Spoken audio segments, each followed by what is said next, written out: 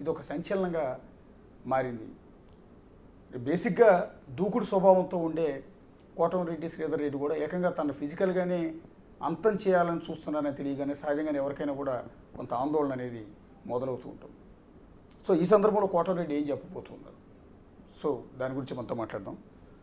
ముందుగా first of all మీతో మాట్లాడేటప్పుడు అండి, ఎంటైర్ ఇష్యూకి కాంట్రవర్సీకి మూల కారణమైన రౌడీ షీటర్లు మిమ్మల్ని హత్య చేయడానికి పథక రచన చేసిన వీడియో ఒకసారి ప్లే చేస్తాం, మీరు ఒకసారి చూడండి.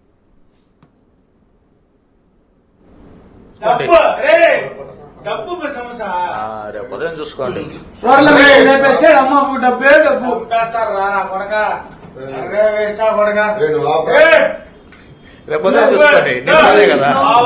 మా ఫ్రెండ్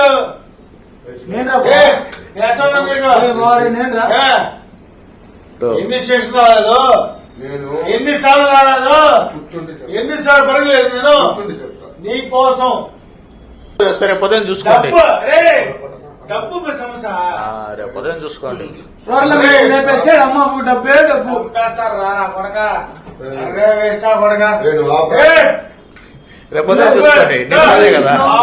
మా ఫ్రెండ్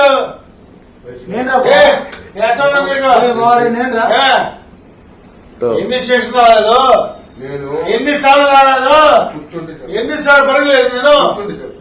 ఒకసారి అది పాజ్ చేయండి, వీడియో పాజ్ చేయండి ఒకసారి. ఆ వీడియోలో ఉన్న వాళ్ళు ఒక్కసారి శ్రీధర్ రెడ్డి గారు, ఇప్పుడు ఆ వీడియోలో కనిపిస్తున్న వ్యక్తులు మీకు ఐడియా ఉందా? ఒకరిద్దరు తెలుసు. ఒకటి జగదీష్ అండ్ మహేష్ అండ్ వినీత్. మేము చెక్ చేస్తే అక్కడ నెల్లూరులో వీళ్ళ పేర్లు, వీళ్ళ మీద రౌడీ షీట్లు ఉన్నాయని చెప్తున్నాను. అంతే. వీళ్ళంటే టచ్లో ఉండేవారు మీకు? ఈ జగదీష్ అనే వ్యక్తి మొన్న ఎలక్షన్లో కూడా నాకు వ్యతిరేకంగా వైఎస్ఆర్ కాంగ్రెస్ పార్టీకి పనిచేశాడు. ఈ మహేష్ అనే వ్యక్తి నాకు వ్యతిరేకంగా వైఎస్ఆర్ కాంగ్రెస్ పార్టీ కోసం పనిచేశాడు మొన్న ఇటీవల ఎన్నికల్లో. దానిలో ఆ మూడో అబ్బాయి నా స్నేహితుడు కుమార్. ఈ అబ్బాయితో మనకి పెద్దగా సంబంధ బాంధవాలు లేవు, కానీ వారి తండ్రి తెలుసు. మిగతా 6 మంది ఎవరో నాకు కూడా తెలియదు, నేను ఎప్పుడు కూడా వినలేదు.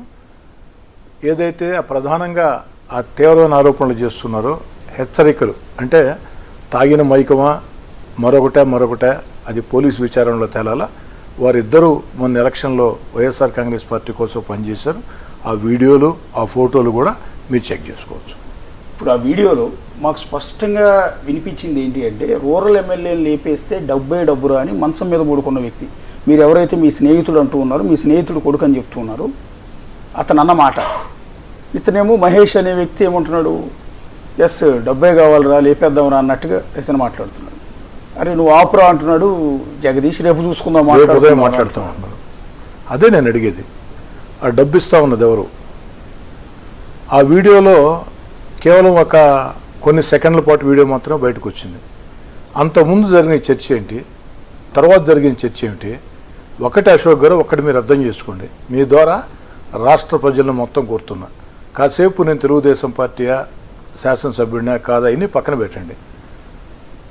రౌడీ షీటర్లు తప్పతాగి మాట్లాడుకున్నా వారు ఏ ఎమ్మెల్యే గురించి మాట్లాడాల, ఏ పోలీస్ అధికారి గురించి మాట్లాడాల, ఏ జర్నలిస్ట్ గురించి మాట్లాడాల, నా గురించి మాట్లాడారు. రూరల్ ఎమ్మెల్యేలను చంపేస్తే డబ్బు అన్నారు. ఆ డబ్బు ఎవరిస్తామని చెప్పారు. దీని వెనక ఎవరున్నారు తెలుసుకోవాలన్నటువంటి ఆకాంక్ష నా స్థానంలో ఎవరికున్నా ఉంటుందా లేదా మీరే న్యాయం చెప్పండి. నేను పోలీసుల్ని అదే అడిగా, విచారించి తప్పతాగి మాట్లాడిన మాటలైతే వేరే ఎమ్మెల్యే ప్రస్తావన దేనికి రాలేదు, మరొకరి పేరు దేనికి రాలేదు, నా పేరు ఎందుకు వచ్చింది? విచారణ చేయమని అడుగుతూ ఉన్నా. విచారణ చేయమంటాం నా హక్కు. ఖచ్చితంగా ఆ మేరకి పోలీసులు చర్యలు తీసుకోవాలని చెప్పని నేను కోరుతూ ఉన్నా. పోలీసులు కూడా చురుగ్గా స్పందించారు. వాళ్ళందరినీ ఇప్పటికే అరెస్ట్ చేశారు. విచారణలో ఏం తెలుస్తాయో చూడాలి. ఇప్పుడు మిమ్మల్ని హత్య చేయడానికి పథక రచన చేస్తున్నారన్న అంశం ఈ వీడియో యాక్చువల్లీ బిఫోర్ మీడియాకు వచ్చింది. పర్టికులర్గా మొదట మేమే టెలికాస్ట్ చేసాము. మాకు నెల్లూరులో ఉన్న డిఫరెంట్ సోర్సుల ద్వారా పోలీసుల ద్వారా ఆ వీడియో మాకు లీక్ అయింది టెలికాస్ట్. మీకు బిఫోర్ ఆ వీడియో అందిందా? బిఫోర్ చూసారా మీడియాలోనే చూసారా? మీడియాలో వచ్చిన తర్వాత ఒక మీడియా మిత్రుడు మొట్టమొదటిగా నాకు పెట్టాడు. ఆ మిత్రుడు పెట్టిన 10 నిమిషాలకి అన్ని మీడియాలో కూడా వార్తలు, సోషల్ మీడియా వార్తలు నేను చూడటం జరిగింది. బిఫోర్ నా దృష్టికి ఆ యొక్క వీడియో అయితే రాలేదు. ఎక్స్పెక్ట్ చేశారా? అసలు మిమ్మల్ని బేసిక్గా మీరే పెద్ద రెబల్ అంటారు, కోటమిరెడ్డి అంటేనే చాలామందికి భయం కూడా. ఎందుకంటే మీ మాట్లాడే విధానం కావచ్చు, మీ అగ్రెసివ్నెస్ కావచ్చు, వీటి వల్ల చాలామంది మీరంటే భయపడతారు. అలాంటిది మిమ్మల్ని హత్య చేయడానికి ప్లాన్ చేశారని ఆ వీడియో చూడగానే ఒకటి మీ మాటల్లో ఒక్క మాట వెనక్కి తీసుకోండి అశోక్ గారు. నేనంటే భయపడతారంటే ప్రజా సమస్యల పరిష్కారం విషయంలో ఎంత పెద్ద అధికారులనైనా ప్రజల పక్షాన నిలదీస్తా. ఎవరైతే రౌడీలు గుండాలు ప్రజల మీద దౌర్జన్యం చేయాలంటే ప్రజల పక్షాన నిలబడతా, కాస్త గట్టిగానే ప్రశ్నిస్తాం. కాబట్టి నా రాజకీయ ప్రత్యర్థులు ఏమైనా భయపడతారో కానీ ప్రజల్లో నేనంటే భయం లేదు, ప్రేమ భక్తి అవి మాత్రం. నేను అన్నది ఆ ఉద్దేశం కాదు, మీ నియోజకవర్గ ఓటర్ల గురించి కాదు నేను అంటుంది. ఇలాంటి రౌడీ షీటర్లకి బేసిక్గా మీరంటే కొంత వణుకుంటుంది. అలాంటి రౌడీ షీటర్లే మిమ్మల్ని హత్య చేయడానికి పథకరచన చేశారు, మిమ్మల్ని చంపేద్దామని అంటున్నారు అన్న మాట వినగానే, ఆ వీడియో చూడగానే ఫస్ట్ మీ స్పందన ఏంటి అని? ఒక 2 నిమిషాల పాటు మాత్రం షాక్కు గురైనా. ఎందుకంటే ఎప్పుడు ఊహించండి.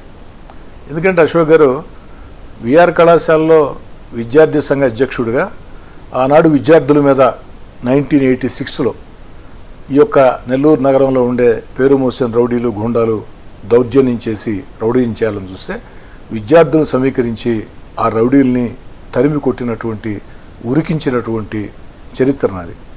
నేను ఎప్పుడు కూడా రౌడీలకి భయపడే ప్రశ్నే లేదు. రౌడీలకు భయపడి అంత ఆసక్తిని కూడా నేను కాదు. కానీ ఎప్పుడూ లేని విధంగా, ఎక్కడా లేని విధంగా ఏకంగా రౌడీ షీటర్లు రూరల్ ఎమ్మెల్యేని చంపేస్తే డబ్బు అంటున్నారంటే దీని వెనకే ఉంది. అది తెలుసుకోవాలని చెప్పి నేను కోరుకుంటున్నా. విచారణలో తెలుస్తాయి. అయితే నాకు కూడా అది ఆత్మవిశ్వాసమా లేకుంటే పొగురా, నన్ను ఏం చేస్తారులే, ఎవరేం చేస్తారులే అన్న ధోరణితో నేను ఉంటా వచ్చా. కానీ ఈ యొక్క వీడియో, ఈ సంభాషణ నాకు కూడా ఒక హెచ్చరిక. ఒక్కటి అశోక్ గారు, ఎవరైనా సరే మేము తెగించి పనిచేస్తామంటే దాన్ని నమ్మండి. ప్రాణాలంటే నాకు రెక్కలేదంటే అది సమంజసం కాదు. 80 సంవత్సరాలు బతికిన వ్యక్తికి కూడా మరో సంవత్సరమో 6 నెలలు బతకాలన్న కోరిక ఉంటుంది. కాబట్టి ఖచ్చితంగా నేనైతే ఇప్పుడు కూడా ఆ యొక్క రక్షణ పరంగా చర్యలు తీసుకునే పరిస్థితి లేదు. కేవలం వైఎస్ఆర్ కాంగ్రెస్ పార్టీకి దూరంగా జరిగిన 16 నెలలు, అధికారంగా దూరంగా జరిగిన 16 నెలలు, నేరుగా జగన్మోహన్ రెడ్డి గారితో విభేదాలు ఉన్నప్పుడు నా యొక్క 4 గన్మెన్లలో 2 గన్మెన్లని ఆనాటి వైఎస్ఆర్ కాంగ్రెస్ పార్టీ ప్రభుత్వం తీసివేస్తే మరో 2ని నేనే వెనక్కి పంపించా. దీనివల్ల నేనే మానసికంగా భయపడినని. ఆ రోజు మాత్రం కాస్త కొన్ని రక్షణ చర్యలు తీసుకున్నాం. నాకు అత్యంత నమ్మకస్తులైనటువంటి నాయకులు, కార్యకర్తలు, స్నేహితులు వంతులు వేసుకుని నా రక్షణ కోసం కొన్ని చర్యలు చేపట్టారు. ఆ 16 నెలలు మాత్రం కాస్త జాగ్రత్తగా ఉన్నమాట వాస్తవం. వైఎస్ఆర్ కాంగ్రెస్ పార్టీ దూరంగా జరిగిన తర్వాత అధికారంలో వేళ ఈరోజు దేవుడి దేవల్ల ప్రజల ఆశీస్సులతో చంద్రబాబు గారు ముఖ్యమంత్రి అయిన తర్వాత, నేను 3వ ఎమ్మెల్యేగా అయిన తర్వాత ఏ రోజు ఆ దిశగా ఆలోచన చేయాలి. మొట్టమొదటిసారిగా ఆలోచన చేస్తున్నా. నేను కూడా నా యొక్క రక్షణ కోసం నా చర్యలు నేను